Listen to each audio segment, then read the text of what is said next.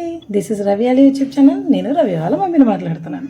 మనం garden party కోసం వెళ్తే ఇంకా కొంచెం టైం ఉందనేసి కోరి మార్కెట్ దగ్గర ఉన్న డీమార్ట్కి తీసుకెళ్ళమంటే మా వారు రాజమండ్రి మొత్తం తిప్పేశారు, కానీ కోరి మార్కెట్ దగ్గర ఉన్న డీమార్ట్కి అయితే తీసుకెళ్ళలేదు.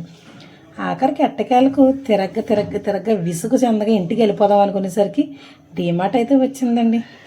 నేను చిరాకు పడుతుంటే మా వాళ్ళు చూడండి ఎలా ఎటకరింతున్నారో. నేను వీడియో తీస్తున్నానని తెలిసి ఎటకరింతున్నారో లేదంటే నన్ను ఎక్కిరించాలని ఎటకరిస్తున్నారో నాకైతే తెలియదండి. డీమార్ట్లోకి అయితే ఎంటర్ అయిపోయాం.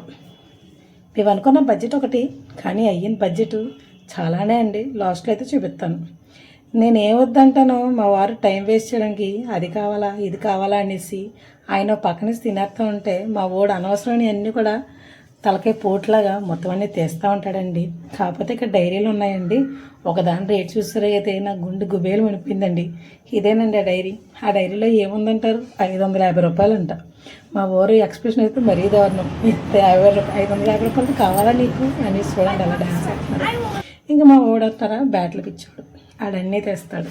ఇంకా ఇటుపోయి ఏ షాపింగ్ మాల్లోనూ కొనుక్కుంటామంటే మా వారికి డీమార్ట్ టీషర్ట్లే నచ్చుతాయి, డీమార్ట్ షార్ట్లే నచ్చుతాయి. అందులో ఉన్న స్పెషల్ ఏంటో నాకైతే తెలియదు. ఇంకా ఫైనల్గా మొత్తం అంతా అయిపోయిందండి. అయిపోయిన తర్వాత లాస్ట్లో బిల్ వేసుకొచ్చేద్దామంటే నన్ను ఇక్కడ బిల్ కౌంటర్గా నిలబెట్టి మా వాడు అంత దూరం వెళ్ళిపోయి చేసింది ఏంటా అంటే ఆడికో ఐస్ క్రీమ్ నాకు ఐస్ క్రీమ్ కొని తెచ్చాడండి. ఇంకా ఫైనల్గా అయితే బిల్ అయితే ఏం చేసాం, బయట బిల్ కౌంటర్ అంతా ఖాళీగానే ఉందండి. బయట బిల్ వేయించేసాం. కాకపోతే బిల్ చెకింగ్ దగ్గర మాత్రం అస్సలు ఖాళీ లేదు, ఫుల్ రష్గా ఉంది. ఇదంతా ఖాళీగా ఉంటే నేనేదో పెద్ద లైన్లో నిలబడిపోయిన దానిలాగా ఒక్కదాన్ని ఒక దిక్కున ఉన్నాను. కానీ ఎదరి నుంచి చూసుకుని వస్తే అంతా ఖాళీ అండి.